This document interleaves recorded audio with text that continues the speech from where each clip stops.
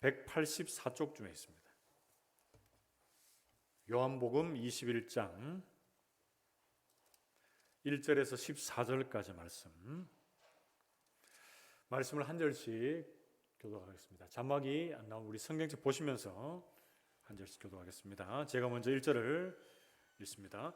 그 후에 예수께서 디베랴 호수에서 또 제자들에게 자기를 나타내셨으니 나타내신 일은 이러하니라.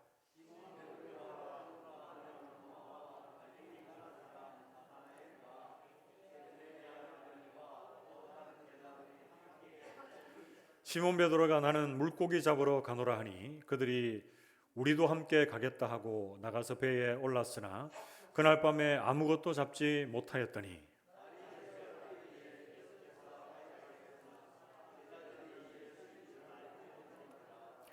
예수께서 이르시되 얘들아 너희에게 고기가 있느냐 대답하되 없나이다.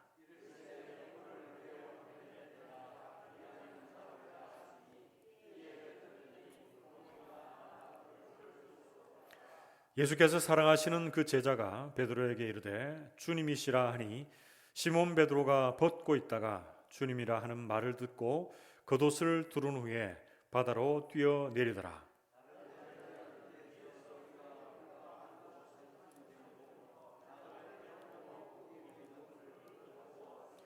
육지에 올라보니 숯불이 있는데 그 위에 생선이 놓였고 떡도 있더라.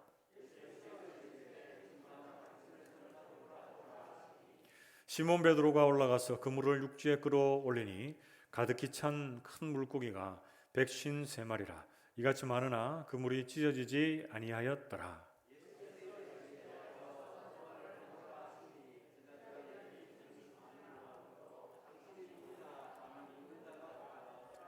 예수께서 가셔서 떡을 가져다가 그들에게 주시고 생선도 그와 같이 하시니라.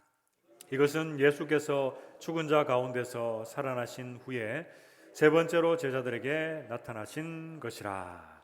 아멘. 우리 좌우에 계시는 분들과 이렇게 한번 인사하고 말씀 드립시다. 말씀의 은혜 받읍시다. 오늘은 설교 후에 성찬 예식을 거행합니다. 제가 기억하기로 우리 교회에서 성찬 예식을 한 지가 2019년도 연말에 송군 영신 예배 때로 기억을 합니다. 그러고 나서 2020년도 오면서 코로나가 터져서 거의 1년, 2년 가까이 돼가는 것 같아요. 그래서 오래간만에 성찬 예식을 하는데 여러분들에게도 큰 은혜가 되고 이 성찬 예식을 통해서 우리의 믿음이 다시금 새로워지고 또 주님을 더욱더 사랑하는 그런 귀한 시간 되시기를 주님의 이름으로 축복합니다. 오늘 본문 말씀, 여러분 예수님께서 부활하신 후에 제자들에게 다시 나타나셨다라고 하는 본문 말씀을 읽었습니다. 3년 전에 예수님께서는 제자들을 부르십니다. 지난주에 말씀 살폈듯이 사람을 낚는 어부로 부르십니다. 고기 낚는 어부에서 사람을 살리고 사람을 고치고 사람을 세우는 어부로 그들을 부르십니다. 그런데 이제 시간이 흘러서 오늘 본문 1절 말씀에 보면 시공간적인 배경이 나오는데요. 오늘 보면 1절은 이렇게 말씀합니다. 그 후에 예수께서 디베랴 호수에서 또 제자들에게 자기를 나타내셨으니 나타내신 일은 이러하니라. 아멘. 여러분 언제라고 말하고 있습니까? 시간적인 배경은 그 후에 이렇게 말씀하고 있죠. 그 후에라고 하는 것은 요한복음 20장 앞의 내용들을 한번 살펴봐야 되는데요. 그 내용들을 보면 예수님께서 제자들에게 나타나시고 또 그 당시 그 자리에 없던 의심 많은 도마에게 나타내신 그 후다 이렇게 보시면 되겠습니다. 그리고 공간적인 배경은 어디입니까? 디베랴 호수는 어디를 디베랴 호수라 그럽니까? 갈릴리 호수의 다른 이름입니다. 그래서 예수님께서 부활하신 이후에 갈릴리 호수에 나타나셔서 제자들을 만나시고 있는 장면입니다.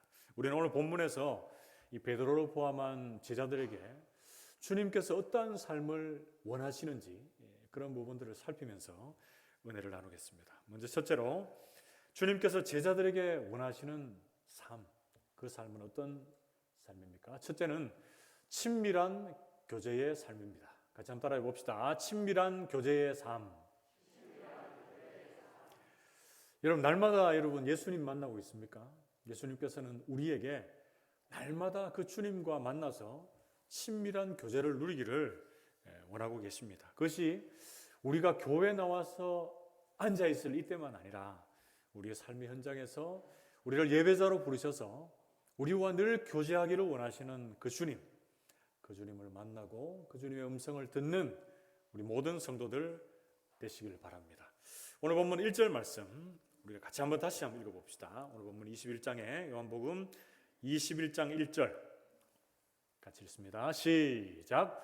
그 후에 예수께서 디베랴 호수에서 또 제자들에게 자기를 나타내셨으니 나타내신 일은 이러하니라. 아멘. 예수님께서 갈릴리 호수, 디베랴 호수에서 제자들에게 나타나셨는데 이 1절 말씀에서 좀 주목해야 될 단어가 있습니다. 또 제자들에게 자기를 나타내셨다, 이렇게 말씀하죠. 그래서 오늘 본문의 14절은 이렇게 또 말씀합니다. 요한복음 21장 14절. 이것은 예수께서 죽은 자 가운데서 살아나신 후에 세 번째로 제자들에게 나타나신 것이라, 이렇게 말씀합니다. 부활하신 후에 제자들이 모여 있는 곳에 나타나시고 첫 번째, 그리고 또 언제입니까? 그 자리에 없던 의심 많던 도마에게 여드레가 지난 이후에, 8일이 지난 후에 나타나시면서 주님이 직접 보여주시고 보지 못하고 믿는 자는 복되다, 이렇게 말씀하십니다. 그러고 나서 지금 이 제자들에게 나타나신 거죠. 그래서 이제 횟수로 따지자면 세 번째 나타나셨습니다. 이렇듯 예수님께서는 우리와 늘 함께 하실 뿐 아니라 제자들에게 나타나시고 또 나타나시면서 제자들과 친밀한 교제를 누리기를 원하고 계십니다. 그런데 우리가 일상을 살면서 바쁘다는 핑계로, 그리고 우리가 해야 할 일들에 있어서 주님과 친밀한 교제를 나누는 것이 우선순위에서 밀리고 저 뒤로 밀려서 주님을 만나고 주님과 교제하는 일을 여러분 소홀히 하고 있지는 않는지 여러분들의 삶을 한번 돌아보시기를 바랍니다.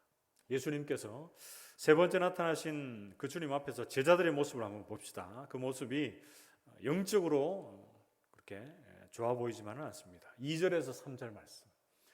요한복음 21장 2절에서 3절입니다.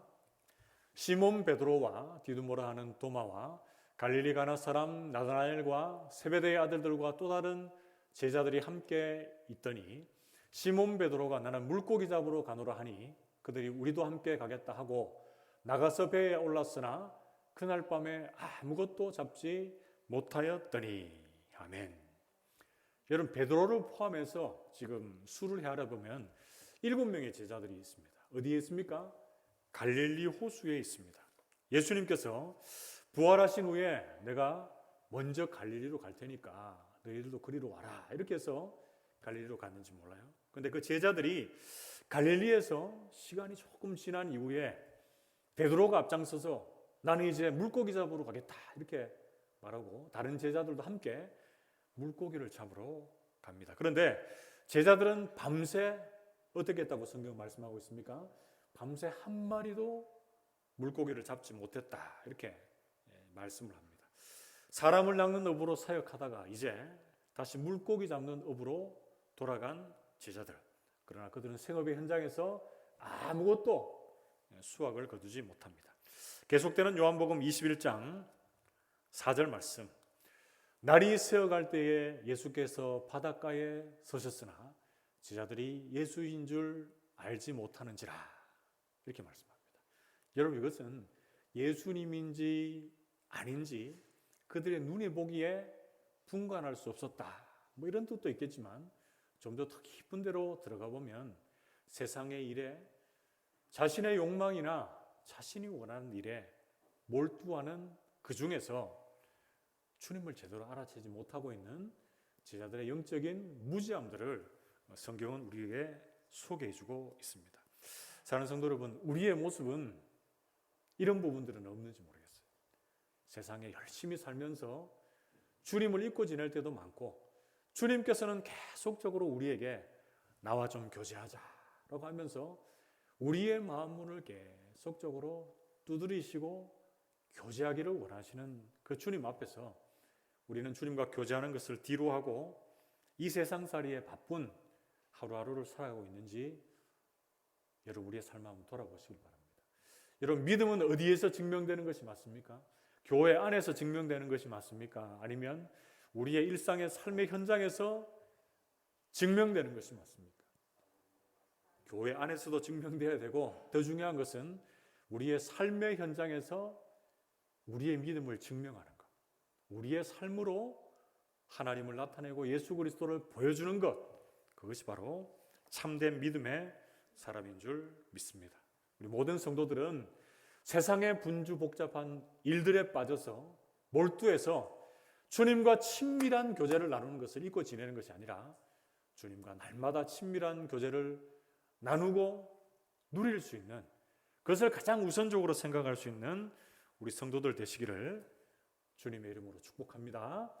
여러분 신앙생활을 오래 했다고 하는 것을 신앙에 경륜이 있다, 연륜이 있다 이렇게 말합니다. 그러나 내가 신앙생활을 얼마나 했고 또 내가 가지고 있는 직분이 무엇이고 그것보다 더 중요한 것은 내가 얼마나 주님과 동행하고 주님과 친밀한 교제를 나누고 있는가가 중요해요. 예수 믿은 지 얼마 안 된 사람이라도 주님과 뜨겁게 날마다 교제하고 있는 그 사람을 오래 신앙생활을 했지만 주님으로부터 멀어져 있는 그 인생들보다 주님께서는 더 기뻐하신다라는 것 여러분 기억할 수 있기를 바랍니다. 여러분들의 삶의 현장에서 부활하신 그 주님과 늘 동행하며 주님과 친밀하게 교제를 나눌 수 있는 저와 여러분 되시기를 바랍니다. 여러분 베드로후서 3장 18절에서는 이렇게 말씀을 합니다. 오직 우리 주 곧 구주 예수 그리스도의 은혜와 저를 아는 지식에서 자라가라. 영광이 이제와 영원한 날까지 저에게 있을지어다. 아멘. 물고기 잡으러 갈 때 앞장섰던 베드로가 이제 흩어진 성도들에게 이렇게 권면하고 있습니다. 이단 사상과 거짓 교사들에 앞서서 성도들에게 어떻게 하면 믿음의 길을 잘 걸어갈 수 있을지 변화된 베드로의 모습, 그 말씀들 이렇게 말하고 있는 것이죠. 오직 예수 그리스도의 은혜와 그를 아는 지식에서 자라가십시오. 영광이 지금부터 영원까지 그에게 있습니다. 이렇게 베드로후서의 마지막을 고백하고 있습니다. 여러분 이 말씀의 의미가 무엇입니까? 예수님과 친밀한 교제를 나눔으로 매일매일 주님을 닮아가고 주님께로 자라가라라고 말씀을 한 것이죠. 우리의 신앙이 여러분 한순간에 열심으로 끝이 나면 그것은 아무것도 아닙니다. 꾸준함이 능력이다라고 하는 말 여러분 들어보셨습니까? 뭘 하더라도 꾸준하게 하는 것이 능력을 나타낸다라는 것이죠. 공부할 때도 머리가 똑똑한 것보다 꾸준하게 하는 사람을 당해낼 자가 없습니다. 한 예를 들자면 여러분 다이어트 하는 것도 마찬가지죠. 다이어트 하면은 먹는 거 절제해야 되는데 밤늦게 가족들이 막 라면 끓여 먹고 막 그런데 냄새가 나면 같이 먹고 싶죠. 그런데 그 유혹을 이기고 꾸준하게 음식 조절하면서 운동하는 사람, 그 사람이 제대로 된 결과물을 볼 수가 있는 것이죠. 그러나 무엇보다 영적인 면에 있어서도 꾸준함이 여러분 능력인 줄로 믿습니다. 꾸준히 주님과 만나고 꾸준히 주님과 교제하고 말씀을 읽고 기도의 자리에 서는 것만큼 우리의 믿음을 자라게 하는 것은 없는 줄로 믿습니다. 우리 모든 성도들이 매 순간 주님과의 이 친밀한 교제를 가짐으로 날마다 나의 영적인 상태를 체크합시다. 그리함으로 예수 그리스도의 장성한 분량에 이르기까지 내 믿음이 자라가고 주님께 영광을 돌려드리는 우리 모든 성도들이 되시기를 주님의 이름으로 축복합니다. 그게 둘째로 오늘 본문에서 예수님께서 베드로를 포함한 제자들에게 나타나셔서 제자들이 주님이 기뻐하시는 자리에 거해야 되겠는데 그런 어떤 삶을 살기를 원하고 계십니까? 둘째는 전폭적인 신뢰의 삶입니다. 같이 한번 따라해 봅시다. 전폭적인 신뢰의 삶. 그렇죠. 우리 주님께서는 연약한 내 자신, 내가 이 연약한 내 자신이 아니고 그리고 내가 무언가를 막 얻고 있는 그 수확물이 아니라 우리 주님 그 자체, 그 주님 한 분만을 전폭적으로 신뢰하기를 원하고 계십니다. 요한복음 21장 5절 말씀 같이 한번 읽어봅시다. 요한복음 21장 5절입니다. 시작. 예수께서 이르시되 얘들아 너희에게 고기가 있느냐 대답하되 없나이다. 아멘. 누가복음 5장 말씀에서도 지난주에 나누었지만 그때의 제자들 또 지금 제자들도 마찬가지고 그들이 물고기를 잡으러 갈 그때에도 밤새 아무것도 잡지 못한 그때에도 우리 주님께서는 그 모습을 다 보고 알고 계셨어요. 그런데 왜 주님께서 이렇게 제자들에게 얘들아 너희가 고기가 있느냐 이렇게 물어보셨을까요? 그것은 제자들이 예수님께서 어떤 존재인가를 좀 알아가기를 원했습니다. 그리고 예수님 없는 제자들의 이 무력한 실상에 대해서도 알아가기를 원하셨습니다. 그래서 제자들을 향해서 우리 주님께서 얘들아 이렇게 부르십니다. 여러분 얘들아라고 하는 것은 원어로 하면 파이디온 뭐 이렇게 번역할 수 있는데요. 요즘에 이 어린이들 대상으로 하는 선교단체 중에 파이디온 무슨 회 이런 단체들이 있어요. 그래서 이 단어는 목회자들에게는 참 익숙한 단어이기도 한데요. 여러분 왜 제자들에게 예수님께서 얘들아 장성한 어른인 그들에게 이렇게 불렀을까요? 그것은 그들의 믿음의 모습을 보니까 아직까지 자라지 못한 이 어린아이와 같은 그 모습 속에서 예수님께서는 제자들을 이렇게 부르고 계시는 것입니다. 제자들은 지금 자신의 인생의 가치가 출렁이는 그 바닷속에 있는 물고기에게 내가 있다. 이런 마음도 있었어요. 그래서 이 세상을 살아가는 데 있어서도 주님의 뜻과 주님의 생각과 주님의 말씀을 통해서 분별해 나가는 자들이 아니라 자신의 생각과 욕심에 따라 이리저리 흔들리는 인생을 살고 있는 제자들의 모습이었다라는 것이죠. 그 제자들을 향해서 우리 주님께서 나를 전폭적으로 신뢰하고 나를 따라오라 라고 이런 의미로 이렇게 묻고 계시는 것이죠. 너희에게 고기가 있느냐? 인생에 있어서의 절대적인 필요는 예수님만으로, 주님만으로 채워진다라는 것을 말씀해주고 있는 것입니다. 여기서 고기는 단순히 먹고 없어져 버리는 그 고기 이상으로 제자들의 절대적인 필요를 말씀해주고 있습니다. 저는 이 말씀을 읽을 때마다 연결되는 말씀이 있는데요. 창세기 3장 9절 말씀. 여호와 하나님이 아담을 부르시며 그에게 이르시되 네가 어디 있느냐 이렇게 말씀합니다. 인류 최초 인간이 죄를 짓고 주님을 멀리 떠나 있을 그때에 동산에 거느시는 하나님, 어떻게 보면 인류 역사상 가장 슬픈 산책을 하면서 아담을 찾아 나서시는 그 주님께서 아담에게 이렇게 말하시는 거죠. 아담아, 네가 어디 있느냐? 네가 죄를 짓고 나를 떠나 숨고 방황하고 있는데 네가 있을 자리는 그 자리가 아니다. 이렇게 말씀하시는 거죠. 열왕기상 19장 9절 말씀에 엘리야가 그곳 굴에 들어가 거기서 머물더니 여호와의 말씀이 그에게 임하여 이르시되 엘리야야 네가 어찌하여 여기 있느냐 이렇게 또 우리 주님 말씀하십니다. 엘리야가 갈멜산의 그 대결에서 큰 승리를 맛본 이후에 어떻게 됩니까? 아합의 아내 이세벨이 내일 이맘때에 내가 너를 죽이겠다라고 하는 이 위협 앞에서 로뎀나무 아래에서 죽기를 구하고 있죠. 우리 주님께서는 그 엘리야를 이끄셔서 호렙산 한 굴에서 나타나시고 엘리야에게 하시는 말씀이 바로 이 말씀입니다. 엘리야야, 네가 있을 곳이 이곳이 아니다. 다시 일어나라. 내가 너에게 사명을 줄 테니까 내가 원하는 그곳으로 네가 가라. 라고 이렇게 말씀해 주시는 것입니다. 여러분 제자들에게도 동일합니다. 너희에게 고기가 있느냐라고 물으시는 그 주님의 말씀의 의미가 무엇입니까? 나 없이 예수님 없이 내리는 그 그물은 그 인생의 그물은 늘 빈 그물이 될 것이다. 나로 인해 그러니까 예수님으로 인해서만 그물이 채워지고 너의 인생의 참된 의미를 발견할 수 있을 것이다 라고 우리 주님께서 말씀해주고 계시는 것입니다. 사랑하는 성도 여러분, 주님 오늘도 우리에게 이렇게 물어보십니다. 얘들아, 너희에게 고기가 있느냐? 이렇게 물어보십니다. 나 없는 너희들의 노력과 수고는 다 헛된 것이다.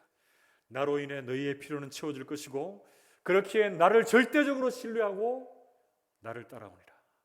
너희의 수고를, 너희만의 그 수고를 다 버려버리라. 이렇게 말씀해주고 계시는 것입니다.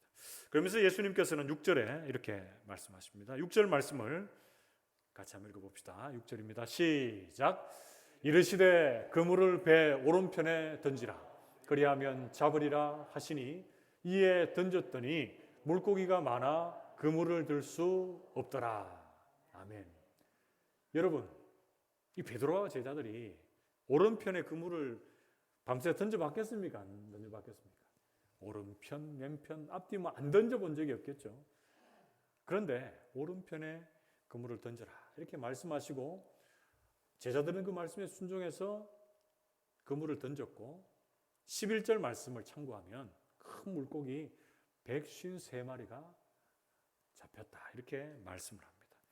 여러분, 예수님께서 밤새 물고기들을 몰아가시는 거예요. 밤새 제자들의 힘으로 내렸던 그 그물에는 물고기를 통제하시는 거예요. 그곳에 못 가게 하시는 거예요. 그러나 주님의 말씀을 듣고 순종하여 내린 그 그물로 많은 물고기 떼를 몰아가시는 그 주님의 모습이 여러분 연상이 되십니까? 그때 제자들의 반응을 담고 있는 요한복음 21장 7절 말씀 보시면 예수께서 사랑하시는 그 제자가 베드로에게 이르되 주님이시라 하니 시몬 베드로가 벗고 있다가 주님이라 하는 이 말을 듣고 겉옷을 두른 후에 바다로 뛰어내리더라 이렇게 말씀합니다. 예수님께서 사랑하시는 제자는 누굽니까? 이 요한복음을 쓴 사도 요한을 말하고 있죠. 요한이 주님이시다 이렇게 말하니까 베드로는 어떻게 합니까?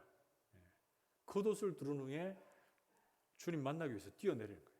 이 겉옷을 두른다는 하는 것은 예의를 갖추는 행동인데 원래 물에 뛰어들려면 옷을 벗고 뛰어들어야 되는데 우리 급한 성격에 베드로는 겉옷을 두른 후에 우리 주님을 만나보기 위해서 뛰어갑니다. 제자들은 또 배를 타고 육지로 가고 있고요. 그러고 나서 그들은 육지에서 제자들을 기다리고 있는 주님을 만나게 됩니다. 8절 말씀을 참고하면 다른 제자들은 배를 타고 육지로 향하고 베드로는 바다로 뛰어든다는 내용이 나오고요. 육지에 도착해 보니까 예수님께서 숯불을 피우시고 생선과 떡을 준비해 주셔서 제자들을 먹이시려고 계시는 모습을 봅니다. 12절 말씀을 참고하면 와서 조반을 먹으라 말씀하시는 예수님 앞에서 제자들은 당신이 누구십니까? 라고 묻는 자들이 아무도 없었다 이렇게 말씀을 합니다. 예수님께서는 제자들이 지금 무엇이 가장 필요한지 알고 계신 거예요. 밤새 그물질을 내리고 아무것도 잡을 수 없었던 그들의 영적인, 육적인 지침을 우리 주님은 다 알고 계시는 것입니다. 그래서 이런 육적인 만족함뿐 아니라 영적인 필요를 포함해서 그들의 인생 가운데 우리 주님께서 계셔야 그 인생의 배가 가장 안전하고 최고의 항해를 할 수 있다라는 것을 말씀해 주고 있습니다. 그런데 사랑하는 여러분, 왜 인생의 배를 항해하면서 불안해하고 염려해하고 있습니까? 그것은 우리와 함께 동행하시고 우리의 인생의 배를 친히 운행해 가고 계시는 항해해 가고 계시는 그 주님을 완전히 바라보지 못하기 때문에 그렇습니다. 우리 모두가 주님을 전폭적으로 신뢰하고 주님께 시선이 온전히 고정되므로 우리의 염려 걱정이 사라지고 주님으로 말미암은 참된 평안이 있는 은혜의 시간이 되기를 주님의 이름으로 축복합니다. 사랑하는 성도 여러분, 전능하신 그 주님 앞에서 나의 철저한 무력함을 인정할 수 있기를 바랍니다. 그리고 주님만을 전폭적으로 신뢰함으로 인생의 가치, 인생의 목적을 제대로 발견하고 주님을 힘있게 따라갈 수 있는 우리 모든 성도들이 되시기를 주님의 이름으로 축복합니다. 그게 셋째로 오늘 본 말씀에서 예수님께서 베드로를 포함한 제자들에게 나타나셔서 제자들이 어떤 삶을 살기를 원하십니까? 셋째는 한결같은 사랑의 삶입니다. 같이 한번 따라해 봅시다. 한결같은 사랑의 삶. 그렇죠. 우리 주님께서는 실패한 듯한 베드로 그리고 제자들에게 찾아오셔서 주님에 대한 그 사랑을 고백하게 하세요. 한결같은 주님의 사랑을 경험한 자만이 그 사랑을 누릴 수 있고 또 그 사랑을 전할 수가 있습니다. 요한복음 21장 17절 말씀. 요한복음 21장 17절 말씀을 봅시다. 예수님께서는 네가 나를 사랑하느냐 15절에서 16절 말씀에 두 번 물으시고 다시 이제 세 번째로 물으신 거예요. 예수님 제자들에게 특별히 베드로에게 나타나셔서 네가 내 나를 부인했느냐 이렇게 물어보시면서 책망하실 법도 한데 우리 주님께서는 전혀 그렇게 하지 아니하시고 네가 이 사람들보다 나를 더 사랑하느냐 이렇게 물으시는 거예요. 우리 같이 한번 17절 말씀을 읽어봅시다. 같이 읽습니다. 시작. 세 번째 이르시되 요한의 아들 시몬아 네가 나를 사랑하느냐 하시니 주께서 세 번째 네가 나를 사랑하느냐 하심으로 베드로가 근심하여 이르되 주님 모든 것을 아시오매 내가 주님을 사랑하는 줄을 주님께서 아시나이다. 예수께서 이르시되 내 양을 먹이라. 아멘. 여러분 여기서 세 번째 물어봤을 때는 베드로가 어떻게 답합니까? 근심하여. 여기서 근심하다라는 것은 슬퍼하다, 탄식하다, 고통스럽다, 비탄했다 이런 뜻이 있습니다. 좀 더 우리에게 이해하기 쉽게 번역한다면 가슴을 치며 슬퍼했다 이렇게 번역할 수가 있습니다. 여러분 베드로는 자신이 주님을 부인했을 때에 주님께서 자신을 바라보던 그 눈빛 그것을 늘 생각하면서 자책하고 있었는지도 모릅니다. 누가복음 22장 61절에서 62절 말씀. 주께서 돌이켜 베드로를 보시니 베드로가 주의 말씀 곧 오늘 닭 울기 전에 내가 세 번 나를 부인하리라 하심이 생각나서 밖에 나가서 심히 통곡하니라 이렇게 말씀합니다. 베드로가 예수님을 부인할 그 당시에 누가복음은 주께서 돌이켜 베드로를 보시니 이렇게 특별히 언급하고 있어요. 베드로가 예수님 모른다고 계속 부인할 그때 예수님과 베드로의 눈이 마주친 것이죠. 베드로의 마음이 어떻겠습니까? 생각만 해도 그죠? 참 힘들었을 것 같아요. 그런데 부활하신 우리 예수님께서 네가 나를 왜 부인했느냐 묻지 않으시고 네가 나를 사랑하느냐 물으시는 거죠. 이것은 다르게 얘기하면 네가 네 인생의 모든 순간들 속에서 나를 가장 소중한 가치로 여기고 있느냐 이렇게 묻고 계시는 것입니다. 주님께서 우리의 가치를 주님의 사랑에 두고 주님 주시는 사명을 따라 살기를 원하시는 그 주님의 마음이 이 세 번의 질문 속에 다 담겨져 있습니다. 때로는 허물이 있고 때로는 사명을 뒤로하고 살아가는 이 베드로의 모습 또 우리의 모습이지만 예수님께서는 변함없이 한결같이 너는 나를 사랑하느냐 이렇게 물으시고 우리가 주님을 사랑합니다 라고 하는 이 고백을 받아내시는 것입니다.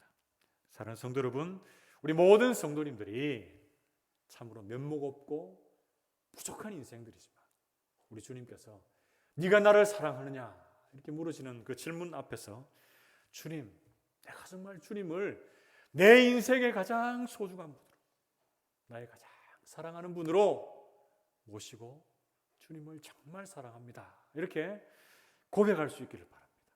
우리 주님께서는 또 이런 질문을 하실 때 차원이 다른 사랑으로 이 베드로의 상처들을 치료하고 회복해 주고 계시는 것이죠. 베드로는 세 번 예수님을 부인했던 그 기억이 어찌 보면 큰 상처로 남아 있었을 것입니다. 그때 참 예수님 앞에 서는 것이 당당하지 못했을 수가 있는데요. 예수님은 이 질문으로 그 모든 아픔과 상처를 털어버리고 다시금 새롭게 일어나서 사명을 붙잡고 주님을 따라가도록 우리 베드로를 새롭게 이끌고 계시는 그런 주님을 발견할 수가 있습니다. 또 예수님께서 베드로를 부를 때 어떻게 부르십니까? 요한의 아들 시몬아 이렇게 부르세요. 이것은 격식을 갖춘 상당히 예의를 갖춘 표현이다라고 볼 수가 있습니다. 여러분 사명을 잊어버린 베드로 어찌 보면 주님보다 더 사랑하고 주님보다 더 간절히 원했던 것이 많은 베드로의 모습이 있었는지도 모릅니다. 그를 향해서 네가 허물 많은 삶을 살았을지라도 네가 나를 잠시 동안이나마 잊고 네가 원하는 대로 갔을 그때라도 나는 너를 변함없이 영원토록 한결같이 너를 사랑한다. 이렇게 우리 주님 말씀하시는 것이죠. 그러면서 우리 베드로에게도 이런 주님을 사랑하는 마음을 고백하게 하시고 이런 사랑을 우리 주님 받아내십니다. 우리 모든 성도님들이 주님의 이 영원한 변치 않고 한결같은 그 사랑을 받은 자로 그 주님을 한결같이 사랑할 수 있기를 주님의 이름으로 축복합니다. 베드로전서 4장 8절 말씀. 무엇보다도 뜨겁게 서로 사랑할지니 사랑은 허다한 죄를 덮느니라. 아멘. 허물 많고 죄 많은 자신의 인생, 베드로 자신을 품어주시고 사랑해주시고 용서해주신 예수님을 향한 이 베드로 사도의 고백입니다. 무엇보다 뜨겁게 서로 사랑할지니 사랑은 허다한 죄를 덮느니라. 여기서 이 사랑이 주님의 무조건적인 아가페의 사랑입니다. 이 말씀은요, 제가 한 선교단체의 초청잔치에 갔을 때 그 초청잔치에 들어있던 문구라서 제가 목회하면서도 늘 마음속에 간직하고 있는 말씀인데요. 죄를 덮어주시는 하나님의 사랑이 얼마나 큰지 그 사랑을 오랜만에 제대로 경험했던 시간이었습니다. 사랑하는 성도 여러분, 우리는 주님을 부인할 때가 있습니다. 그리고 우리가 주님을 잊어버리고 살 때도 참 많습니다. 그런데 우리 주님께서는 우리를 항상 지켜보시고 마음에 두시고 우리를 한결같이 사랑해 주십니다. 언제나 변함없는 그 한결같은 그 주님의 사랑 때문에 우리의 모든 죄가 용서함을 받고 이 자리에 있는 줄 믿습니다.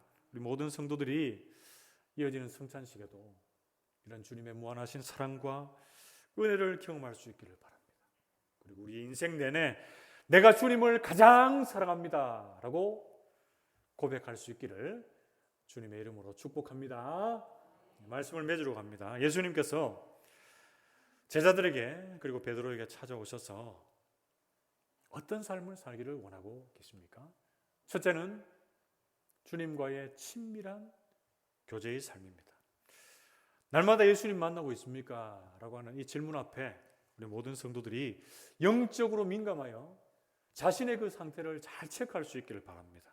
그리고 매 순간 주님과 친밀히 교통함으로 주님의 뜻을 온전히 이루어드리는 우리의 모습이 되시기를 바랍니다. 그리고 두 번째, 주님께서 우리에게 원하시는 삶, 전폭적인 신뢰의 삶입니다. 너희에게 고기가 있느냐라고 하는 주님의 물음 앞에서 내가 주님을 전적으로 신뢰함으로 체험받는 인생임을 고백합시다. 그리고 세 번째, 주님께서 우리에게 원하시는 삶은 한결같은 사랑의 삶입니다. 주님께서 네가 나를 사랑하느냐 이렇게 물으시는 주님의 물음 앞에 나 같은 죄인을 한결같이 사랑하신 그 주님, 나도 정말로 사랑합니다. 이렇게 고백할 수 있는 우리 모든 성도들이 되시기를 주님의 이름으로 축복합니다.